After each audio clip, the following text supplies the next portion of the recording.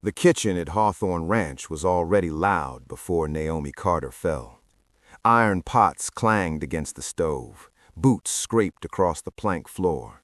Laughter rolled in careless bursts from the cowhands crowded near the long table, their voices sharp with the easy cruelty of men who had never needed to weigh their words. Naomi moved among them like a shadow, her head high, her back straight. She carried a pot of stew heavy enough to strain her thin arms, the heat of it seeping through the worn cloth protecting her palms. Every step was measured, every breath was deliberate. She had learned long before arriving at this ranch that dignity was not given, it was held, often by force of will alone. Someone muttered something behind her, another laughed. She did not turn. The floor betrayed her without warning. Her heel slid on water spilled from the washtub. The tip tipped. Naomi's balance vanished in an instant, and she went down hard, her breath knocked clean from her chest as pain flared along her spine. Then came the sound. Not loud, but unmistakable. The rip of fabric tearing open along her skirt echoed through the kitchen like a gunshot. For a heartbeat, the room froze. Naomi sucked in air and felt it, cold against her thigh where the dress had split wide, the cloth torn past repair. She scrambled to pull the fabric together, but the tear only widened under her trembling fingers. Then the laughter exploded.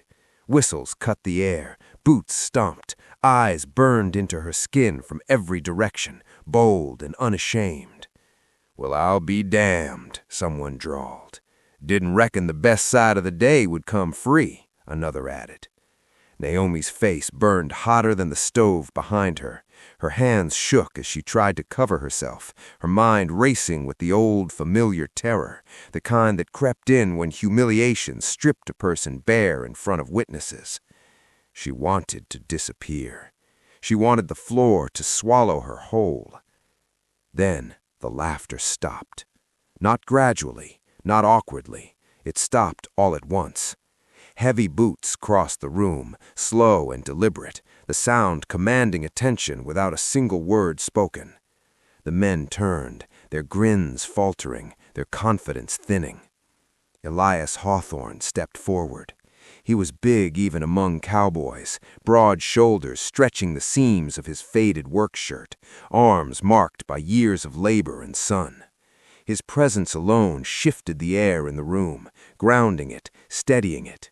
He did not look at the men. His eyes went straight to Naomi. She was still on the floor, clutching at her torn dress, her breath shallow, her pride hanging by a thread. For a fleeting, terrible moment, she feared he would see her the way the others did. He did not. Elias crossed the final steps and dropped to one knee in front of her, the motion so sudden and sure that it stole the breath from everyone watching. Without a word, he shrugged off his work shirt and wrapped it firmly around Naomi's waist, his hands steady despite the tension tightening his jaw. The fabric was warm from his body. When his fingers brushed her skin as he secured the shirt, the touch was careful, shielding, not taking. Naomi startled, her breath catching, not from fear, but from the shock of gentleness where she had expected indifference. "Stand," Elias said quietly. The word was not an order, it was an anchor. He offered his arm. Naomi hesitated only a second before taking it. His grip closed around her elbow, solid and unyielding, and with his help, she rose to her feet. The shirt stayed wrapped around her, hiding the tear completely, restoring what the laughter had tried to strip away. The room was silent now. Elias straightened slowly and turned at last, placing himself fully between Naomi and the others. His shoulders squared, filling the space like a wall. "That's enough," he said. His voice was low, even. He did not shout. He did not threaten. He didn't have to. The men shifted uncomfortably. Someone cleared his throat. A few eyes dropped to the floor. One man tried to laugh it off, the sound thin and weak. "Didn't know you'd gone soft, Elias." Elias didn't look at him. His hand rested briefly on Naomi's shoulder, firm, grounding, unmistakable. Eat your food, or leave the kitchen. No one challenged him. Naomi stood there, wrapped in his shirt, her heart pounding so hard she thought it might break free from her chest. Her legs trembled, but she did not bend. The shame that had threatened to crush her ebbed, replaced by something unfamiliar and fierce. Witness. Not pity, not rescue. Witness. Elias stepped back then, giving her space without withdrawing his presence. His eyes met hers for just a moment. In them she saw no hunger, no judgment, only a restrained intensity, as though something deep inside him had been shaken awake and refused to settle again. His hands curled briefly into fists at his sides before he turned away. The kitchen slowly returned to motion, quieter now, subdued. No one laughed, no one spoke to her as she finished her work, her movements careful but steady. When the last bowl was cleared and the men filed out, Naomi finally allowed herself to breathe. She stood alone in the kitchen, wrapped in a shirt that smelled faintly of smoke and wind, her hands still trembling. What had torn in that moment was not only her dress. Something else had split open too, something long buried beneath silence and endurance. And Elias Hawthorne had seen it. Worse, or perhaps better, he had felt it, and his hands, steady though they were, had shaken with the weight of knowing he could never again pretend not to. Night settled over Hawthorne Ranch with a brittle cold that crept through walls and bones alike. The wind worried the eaves, and somewhere beyond the kitchen a loose shutter knocked in a steady, hollow rhythm. Naomi lay awake on the narrow bed behind the kitchen, staring at the dark beams above her. Sleep would not come. Every time she closed her eyes, the sound returned, the rip of cloth, the burst of laughter, the sudden absolute silence that followed. Her torn dress lay folded on the small chair beside the bed. She had mended worse in her life, but this tear felt different. It was not only fabric that had split. Something unseen had been exposed, then shielded, and now it would not let her rest. She turned onto her side and pressed her palm against her chest, willing her breathing to slow. Elias Hawthorne. She had not asked him to step forward, had not begged him to see her, and yet he had knelt before her, as though the entire room had vanished and only her dignity remained worth guarding. The thought unsettled her more than the cruelty ever had. Before dawn, Naomi rose. She washed her face with cold water, braided her hair with practiced care, and tied her apron tight around her waist. When she stepped into the kitchen, the world felt quieter, as if even the walls were listening. She worked steadily, hands sure as she chopped onions and set bread to rise. The rhythm soothed her nerves. Steam curled upward, blurring the lamplight. Outside, the ranch began to stir, boots on gravel, the low sound of cattle shifting in their pens. She did not hear Elias enter. She sensed him. The air changed, the way it had the day before. Naomi kept her back turned, focusing on the knife in her hand, its tap against the board steady and controlled. "You didn't have to stay." His voice was low, roughened by the early hour. Naomi paused, then resumed chopping. "I work here," she replied evenly. "Staying is the point." Silence stretched between them, thick but not hostile. "I meant after yesterday. No one would have blamed you for leaving." She set the knife down carefully and wiped her hands on her apron before turning. Elias stood just inside the doorway, hat in his hands, shoulders tense as if he were bracing for a blow. "I've been blamed for worse," Naomi said. Her tone was calm, but the words carried weight. Elias swallowed. "What happened shouldn't have happened." "No," she agreed, "it shouldn't have." Another pause. He looked at the floor, then back at her, something restless working behind his eyes. "I've seen that kind of thing before. Men thinking silence makes them harmless." Naomi studied him. "Does it?" His jaw tightened. No. The answer came too quickly to be rehearsed. She crossed her arms, not in defense, but in resolve. "Then why does so many choose it?" Elias drew a breath, slow and deliberate. "Because speaking has a cost." Naomi's gaze sharpened. "So does not speaking." The words landed between them, heavy as a verdict. Elias nodded once, as though conceding a truth he had long avoided. "I know." He stepped farther into the room, stopping a careful distance away. "There's something you should understand. Yesterday, when I saw you on the floor," Naomi stiffened despite herself. "I remembered Wyoming, a saloon, years ago. You were there." Her breath caught. "I heard men talk," he said, voice tight. "The same kind of talk I heard yesterday, and I did nothing then, too." Naomi turned away, gripping the edge of the table until her fingers ached. The memory rose unbidden. Dim lamps, laughter sharp as broken glass, eyes that stripped and judged without mercy. "I stood there," Elias said quietly, "and I let it happen." The kitchen seemed to close in around them. "When I saw you fall, it felt like being dragged back into that room, only this time I couldn't pretend it wasn't my place to act." Naomi closed her eyes.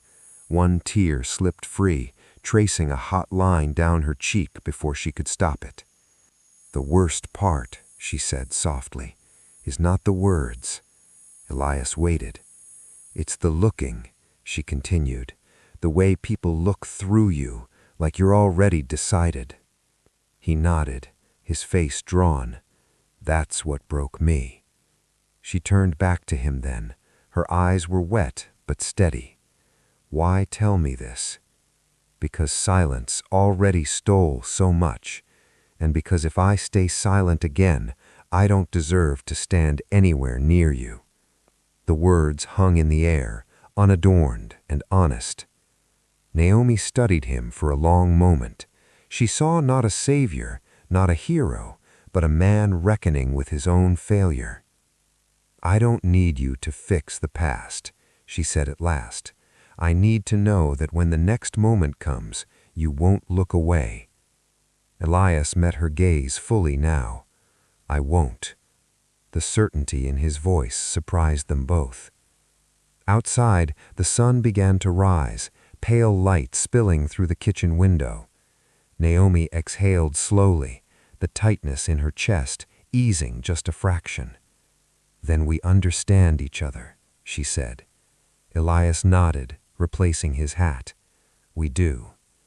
He turned to leave, then paused at the door. "For what it's worth, you stood taller yesterday than anyone in that room." Naomi watched him go, her heart steadying. As she returned to her work, she realized something had shifted, not in how others saw her, but in how she saw herself. Silence had nearly broken her before. This time, it would not. The shout came out of the dark like a blade. "Fire! Fire in the barn!" Naomi Carter dropped the cloth in her hands before the last word finished echoing. The night had been quiet moments before, the kind of still that settled after a long day's labor, when bodies ached and voices finally fell silent. Now the ranch exploded into chaos. Flames tore upward at the far end of the yard, devouring the hay barn in furious red gulps. Sparks flew high, carried by the wind like malicious stars. Horses screamed from the stables. Men ran, shouting orders, hauling buckets, tripping over one another in their haste. Naomi ran too. She did not stop to pull on a coat, did not stop to think. Heat rolled toward her in punishing waves, searing her face, tightening her chest. The fire roared like something alive, greedy and impatient. Then she heard it. A thin cry, high, sharp, unmistakable. A child. Naomi froze for half a heartbeat, dread slamming into her chest. The sound came from the small room built against the barn wall, the one where workers' children sometimes slept while their parents worked late. Someone shouted her name behind her. "Naomi, don't!" She did not turn. She tore a strip from her skirt and wrapped it around her arm, then plunged into the smoke. The air burned her lungs instantly. Her eyes stung, tears pouring freely as black smoke swallowed her vision. She dropped low, coughing hard, one hand scraping along the wall to guide her forward. "Here! I'm here!" The crying grew louder. In the corner of the room, two small shapes huddled together, faces streaked with soot, eyes wide with terror. Naomi fell to her knees and gathered them against her body, pulling them into the crook of her body. "It's all right," she whispered, though she could not be sure it was true. "I've got you." A beam cracked overhead, showering sparks. Heat bit into her bare arms, sharp and relentless. She turned toward the door, but the smoke thickened, swirling, disorienting. The way out vanished. Naomi's breath hitched. For a moment, fear surged hard enough to steel her resolve. She pressed the children closer, shielding them with her body, as another crash thundered nearby. Then an arm like iron wrapped around her waist. The force was sudden, undeniable. She was yanked backward, stumbling as the world spun. Smoke cleared in gasping fragments as she was dragged into open air and thrown hard onto the dirt beyond the flames. She coughed violently, clutching the children, as fresh air burned its way back into her lungs. The night sky swam above her, stars blurred by smoke and tears. Elias Hawthorne fell beside her, chest heaving, face blackened with soot. One hand stayed locked around her, as if letting go would undo everything. "Are you out of your mind?" he demanded, voice breaking beneath the coughs. Naomi shook, words struggling free. They were still inside. Elias stared at her, eyes storm-dark and raw. Her hair was singed, her skin blistered in places where the fire had kissed too close. Still, she held the children tight, arms trembling but unyielding. Something in his expression fractured. Around them, the yard fell quiet. Men froze mid-motion, buckets hanging, forgotten. Mothers pushed forward, cries breaking loose as they recognized their children. One woman collapsed to her knees, sobbing as she seized her child from Naomi's arms. "God bless you! God bless you!" Naomi barely heard her. The strength drained from her all at once. Her knees buckled, and this time Elias caught her fully, pulling her against his chest. His heart pounded beneath her cheek, fierce and fast, as if trying to outrun the fear that still clung to him. He held her there, openly, unashamed, one arm wrapped firm around her shoulders. The flames still raged behind them, but something had changed. The men who once sneered now stared in stunned silence. Their eyes followed Naomi, not with ridicule, but awe. No one spoke, no one laughed. The fire roared on, but its power had shifted. Elias looked down at Naomi, his grip tightening as if to anchor the image into himself forever. She smelled of smoke and sweat, her body trembling with exhaustion and shock, yet she stood there, unbroken. "You didn't hesitate," he said quietly. Naomi lifted her head. "Neither did you." His jaw clenched. He did not deny it. The barn would burn to the ground. They all knew that now. But in the stark light of the flames, something else had burned away, something ugly and small. Naomi straightened, in spite of the pain screaming through her limbs. She met the eyes watching her and did not flinch. For the first time since she had stepped onto Hawthorne Ranch, no one looked at her as an outsider. They looked at her as one of their own. Elias felt it too. Standing beside her, his hand still firm at her back, he understood something with bone-deep clarity. Fire did not ask who belonged. Courage answered anyway. and from that night forward, neither he nor the ranch would ever be able to pretend Naomi Carter was anything less than essential. The blizzard came without mercy. One moment the sky over Hawthorne Ranch lay pale and still. The next it collapsed into a white fury that swallowed fences, barns, and men alike. Wind screamed through the passes, driving snow sideways so thick it erased all sense of direction. Doors rattled, cattle bellowed in panic, even the mountains seemed to vanish beneath the storm's breath. Then someone realized Andrew was missing. The boy was only 16, too young to have learned how unforgiving Montana could be. He had stepped out to secure a loose date just before the storm struck, confident he would be back in minutes. Minutes became hours. Men argued. Some shouted that no one could survive in weather like this. Others paced, helpless, staring into the white void beyond the porch. Elias Hawthorne did not argue. He pulled on a sheepskin coat, wrapped a scarf tight around his neck, and stepped into the storm as if daring it to take him too. Naomi stood on the porch, her breath stolen not by the cold, but by fear. Snow lashed her face as she watched his broad shape dissolve into the blinding white. "Come back," she whispered to no one. "Please." Time lost meaning. The wind howled without pause. The men's voices grew quieter, hope thinning with each passing hour. Naomi remained on the porch long after her hands numbed, her eyes locked on the storm as if her will alone could pull him home. Then she saw it. A shape, staggering, half buried in snow, moving against the wind. Naomi ran. She plunged into drifts up to her knees, skirts soaked through instantly. As she drew closer, the shape resolved into Elias, bent forward beneath Andrew's limp body slung over his shoulders. "Elias!" she cried. He dropped to his knees as they reached him, breath coming in broken gasps, lips blue, lashes crusted with ice. Naomi fell beside him, hands shaking as she helped the others lift Andrew away. Then she turned back to Elias. He sagged, the strength finally leaving him now that the boy was safe. Naomi grabbed him, wrapping her arms around his freezing body and hauling him toward the cabin with the others' help. Inside, firelight flickered weakly. Elias collapsed onto the bench, shuddering violently. His coat was stiff with ice, his shirt beneath soaked through, cold enough to steal heat from her fingers when she touched him. "Don't sleep," Naomi said urgently, her voice cracking. "Hear me? Stay with me." His eyes fluttered, unfocused. "Naomi," he murmured, the sound barely more than breath.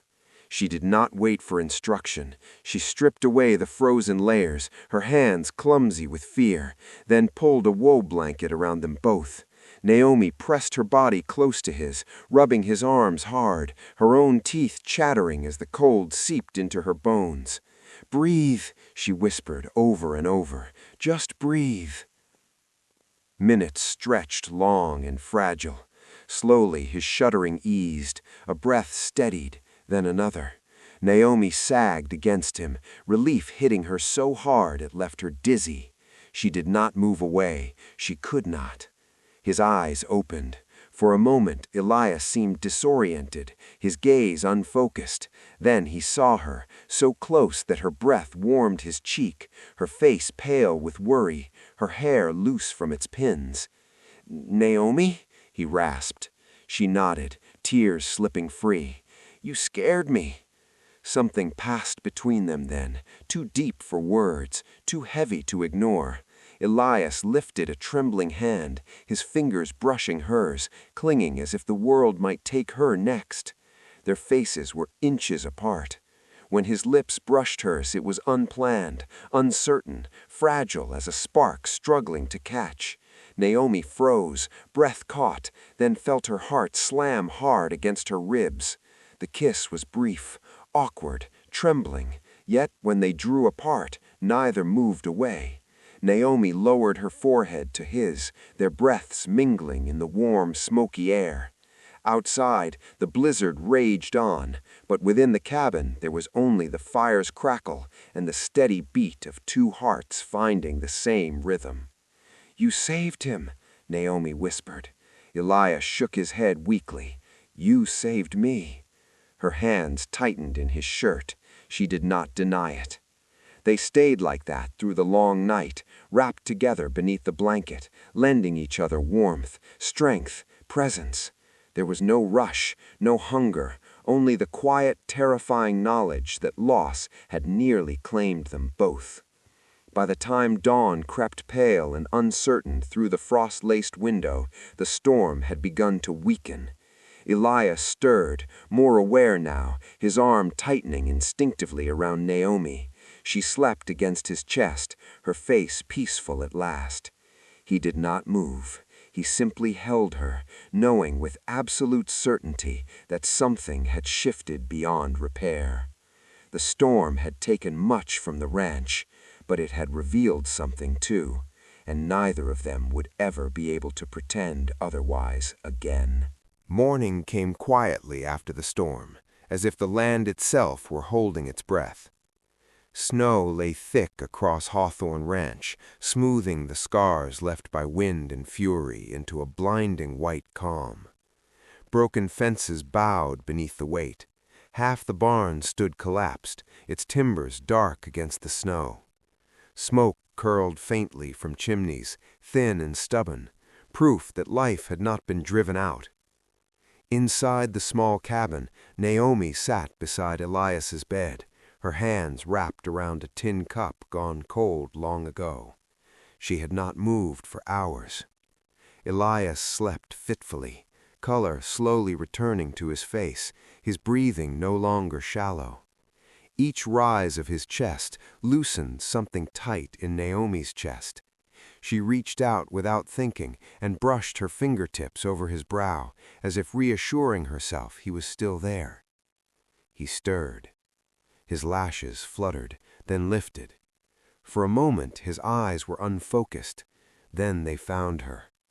"Naomi," he said hoarsely. She leaned forward at once. "I'm here."